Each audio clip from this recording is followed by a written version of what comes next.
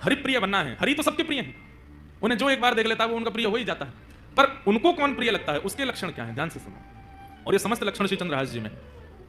सर्वभूतेषु यः पश्येत् भगवद भावमात्मना भूतानि भगवत्यात्मन एष भागवतोत्तम। इसको कहते हैं उत्तम भागवत। उत्तम मध्यम साधारण। हम आप सब लोग साधारण स्थिति में हैं अभी। साधारण से मध्यम बनने का प्रयास करो और मध्यम से उत्तम। साधारण को भगवान प्रिय होते हैं, उत्तम भगवान को प्रिय होता है।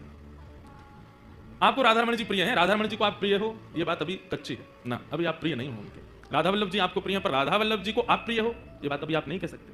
तो ये कब कह पाओगे? कहनी तो खैर कहोगे ही नहीं, लेकिन ठाकुर जी तो कहेंगे कि तू मुझे प्रिय है।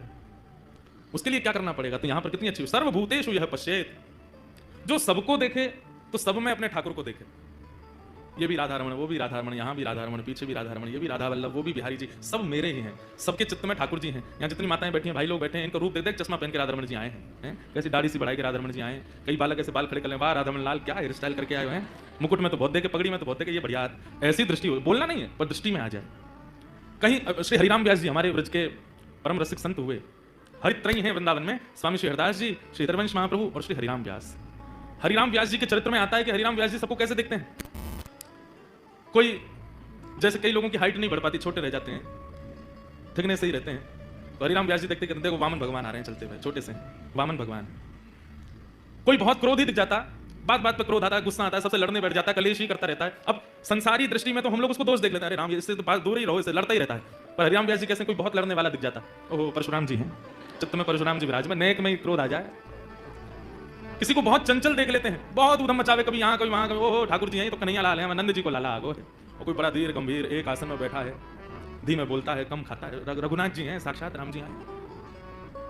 कोई शरीर में बड़ा विशाल, एक तो होता है मोटा, मोटा नहीं कहेंगे विशाल, कई लोग होते हैं उनकी जिम विम जा जाके ऐसी पूरी बना ली है अपना शरीर, विशाल काय लगता है उनका स्वरूप। कौन है वो? नृसिंह भगवान। देखते ही थर थर डर लग रहा है। अब हरिराम व्यास जी की ऐसी दृष्टि है, इसलिए श्री जुगल किशोर जी प्राप्त हुए। और ये कोई पक्षपात की बात नहीं कह रहा हूं मैं, वृंदावन में सबको अकेले लाला मिले, एकमात्र श्री हरिराम व्यास जी जिनको जुगल किशोर मिले, दोनों मिले, प्रिया जी भी मिली और प्रीतम भी मिले, पन्ना में विराजमान जुगल किशोर जी। क्यों? उनकी दृष्टि ऐसी है, वो किसी में दोष नहीं देखते, सब में हरि दर्शन करते हैं। और यही उत्तम भागवत का लक्षण है, जिसको देखो उसमें हरि दिख जाए। जित देखूं उदित श्याम मयि है, सर्वभूतेषु यः पश्येत् भगवद भावमात्मनः।